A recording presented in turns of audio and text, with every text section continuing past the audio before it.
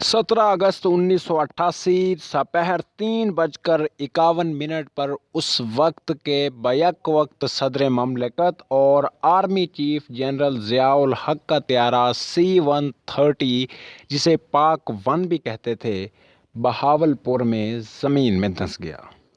Wing commander Mashhood Hasan और flight lieutenant Sajid के अलावा 29 अफराद तैयारे में सवार थे, जिनमें अहम शख्सियात में chairman joint chief of staff general Akhtar Abdurrahman, chief of general staff general Mohammad Afzal, अमरीकी सफ़ीर आर्नल्ड राफेल, सीनियर अमरीकी मिलिट्री अताशी हर्बर्ट एम वैसम भी शामिल थे।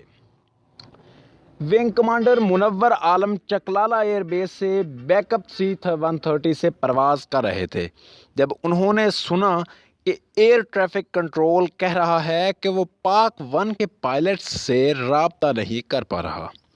एयर ट्रैफिक कंट्रोल ने ब्रिगेडियर नसीम खान से कोशिश करने का कहा। वो इस वक्त एयर बेस पर मौजूद very important personality duty pilots में से थे और core commander Multan general Shamim आलम को उनके फ्रांसीसी पूमा हेलीकॉप्टर पर ले जा रहे थे। ब्रिगेडियर नसीम का भी कोई रद्द अमल ना मिला। तभी कुर्बो जवार के पायलट्स को पहले लैंड कर जाने वाले मुशाक से पैगाम मिला कि पाक 1 क्रैश हो गया है। ब्रिगेडियर नसीम और जनरल शमीम आलम चंद मिनटों के अंदर जाए हादसा पर पहुंचे। हर तरफ धुएं के बादल उठ रहे थे।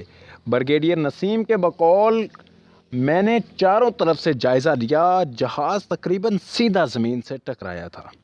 मैंने पहले हर्बर्ट वैसम की टोपी देखी, फिर जनरल अख्तर अब्दुर्रहमान की मुड़ी हुई टोपी। तब मेरी नज़र एक बुरीदा टांग पर पड़ी जिसने स्याह जुराबें और स्याह बूट पहन रखे थे। मुझे लगा कि ये टांग जनरल ज़ियाउल हक की थी। Colonel Syed Minhaj Ali vice army chief general Aslam bag को उनके तैयारे में ला रहे थे। जब उन्होंने ये खबर सुनी, जनरल बेग भी फ़ौरन मलबे की जगह पहुँचे। जहाज़ का नाक ज़मीन में गहरा धंसा हुआ था। कर्नल मिनहाज ने बताया, हमें पता चल गया कि कोई नहीं बचा। इस वक्त जनरल ज़ियाउल हक का बेटा इजाज़ुल हक टोरंटो में ख़ानदान के हमरा छुट्टियां मना रहा था और वो अपनी बीवी की छोटी बहन के पास मुकीम था, जो जनरल अख्तर अब्दुर्रहमान के बेटे गाजी अख्तर ख़ान की बीवी थी। जनरल ज़िया के तैयारे के हादसे को 3 दहाइयाँ गुजर गईं, लेकिन सवालात जूं के तूं मौजूद हैं। क्या ये क्रैश फ़नी ख़राबी का नतीजा था या कत्ल? अगर ये साजिश थी तो कौन इसमें मुलव्वस था? शफीकुर रहमान कमीशन की तहकीकात कभी क्यों सामने ना आ सकी? हम यहाँ वाक़ये से मुतल्लिक़ कवी इम्कानात को पेश करने जा रहे हैं। जब जनरल ज़ियाउल हक अपने साथियों के हमरा बहावलपुर पहुँचे तो उनको 2 अमरीकियों ने ज्वाइन किया। ये दोनों अमरीकी एक दिन कबल पाकिस्तान आए थे और उन्होंने चंद रोज़ कबल बहावलपुर में एक अमरीकी के कत्ल के ताज़ियती जलसे में शिरकत करना थी। तब इनको तमाम को खैरपुर टामे वाली जाना पड़ा, जो बहावलपुर से 60 किलोमीटर है। यहाँ उनको अमरीकी साज टैंक M1 अब्राम की निशानाबाजी की मशक का मुशाहिदा करना था। इतलात के मुताबिक तकरीब में किसी एक भी टैंक का निशाना दुरुस्त नहीं लगा था। तैयारा हादसे के 7वीं बरसी पर ब्रिगेडियर नसीम ने एक आर्टिकल में लिखा, ये मशक मेजर जनरल महमूद दुरानी ने करवानी थी और उन्होंने मशक के मुख्तलिफ पहलुओं की वजाहत करना थी। खिताब के दौरान एक नुक्ते की वजाहत करते हुए जब 90 दिनों का जिक्र आया तो जनरल दुरानी ने इज़राहे मजाक कहा कि इसे जनरल ज़िया के 90 दिन न समझिए। तो हर तरफ कह कहे फूट पड़े। वापस बहावलपुर एयर बेस तक वो हेलीकॉप्टर पर आए और उन्होंने आर्मी मेस से लंच किया। C-130 पर सवार होते हुए उन्होंने मामूल के मुताबिक बाकी लोगों को अपने हमरा VVIP जहाज़ पर सवार होने की दावत दी। अमरीकी सफ़ीर राफेल ने दावत कबूल कर ली और थोड़ी सी हिचकिचाहट के बाद हर्बर्ट वैसम भी मान गए। ये इन तमाम लोगों का आखिरी सफ़र साबित हुआ। अमरीकी सहाफ़ी एप्स्टाइन के मुताबिक देहातियों ने देखा कि पाक 1 फ़िज़ा में ऊपर नीचे हिचकोले खा रहा है। तीसरी दफ़ा जब ये फिरा तो इसका रुख सहरा की तरफ हो गया, जिसमें इसने खुद को दफन कर लिया। तब धमाका हुआ और ये आग का एक गोला बन गया। افغان جہاد کے تمام کردار جہاز میں سوار تھے اور یہ پاکستان کے لیے ایک بہت بڑا حادثہ تھا۔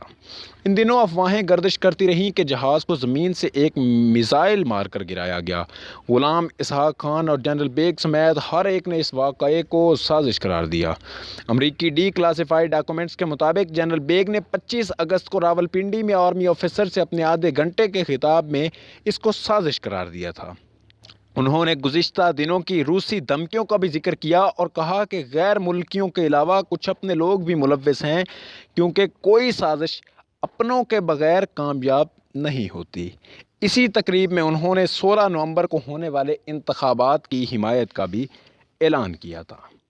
طیارہ حادثے کی تحقیقات فوراً شروع ہو گئیں۔ 19 اگست کو امریکہ نے تحقیقات میں معاونت کے لیے اپنی ٹیم بھیجنے کا اعلان کیا، جو 22 اگست کو پاکستان آئی اور ٹیم کو ملبے کا دورہ کروایا گیا، جس کو آرمی نے محفوظ کر رکھا تھا۔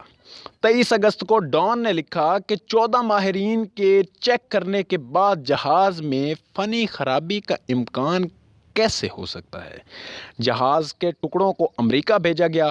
جنرل ضیاء کو بہاولپور میں دیے جانے والے تحائف میں آم کی پیٹیاں بھی شامل تھیں۔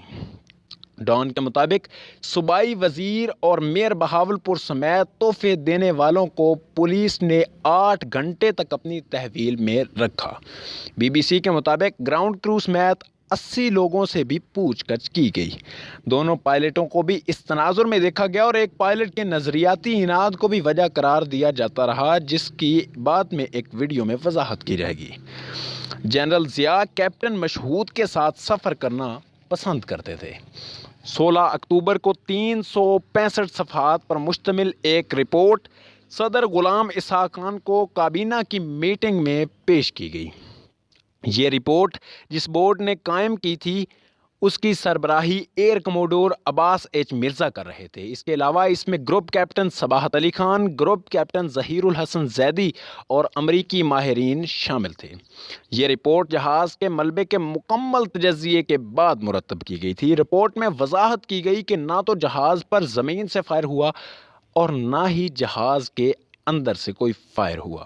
تاہم ایک معمہ یہ بھی تھا کہ بریگیڈیئر ویسم کے سانس کی نالی میں دھوئیں کے اثرات موجود نہیں تھے، جس کا مطلب یہ تھا کہ ان کی موت جہاز کے گرنے سے پہلے ہو گئی تھی۔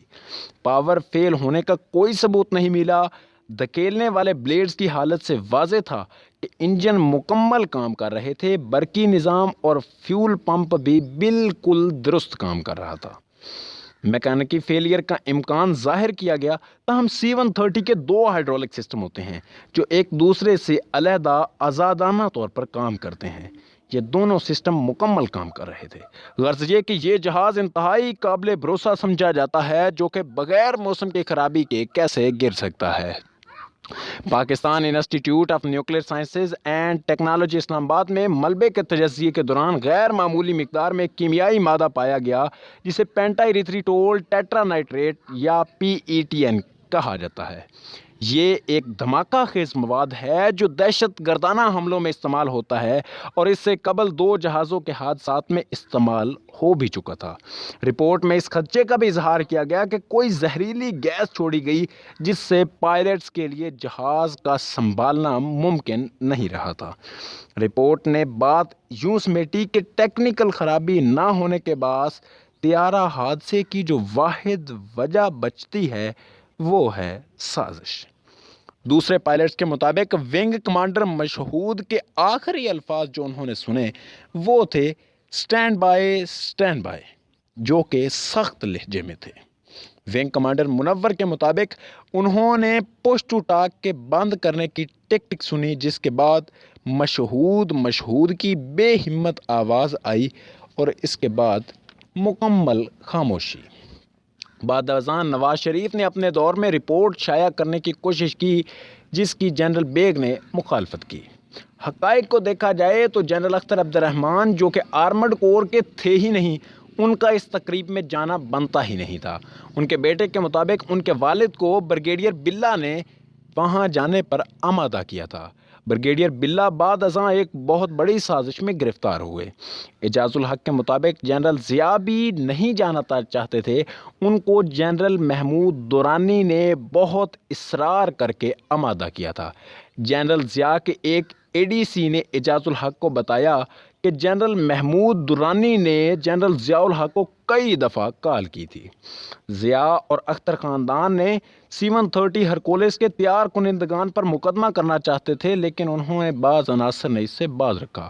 کئی سالوں بعد اعجاز الحق کو فوجی ذرائع سے پتہ چلا کہ پاکستان ایئر فورس کے ایک پائلٹ آفیسر اکرم ایوان، جس کو واقعے سے کچھ ماہ قبل خفیہ ایجنسیوں نے را اور موساد کے لیے کام کرنے کے الزام میں گرفتار کیا تھا، کو ایک گھر میں رکھا گیا جہاں اسے خبروں تک بالکل رسائی حاصل نہیں تھی اور اس سے پوچھ گچھ کی جا رہی تھی۔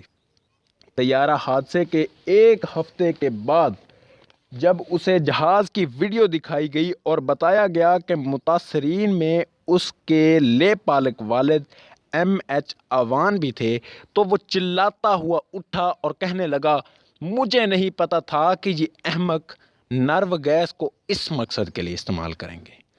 کہانی میں ایک نیا رخ تب آیا جب اس نے بتایا کہ یہ گیس بھارت سے آئی اور سازش میں ایک غیر ملکی سفارت خانہ ملوث ہے۔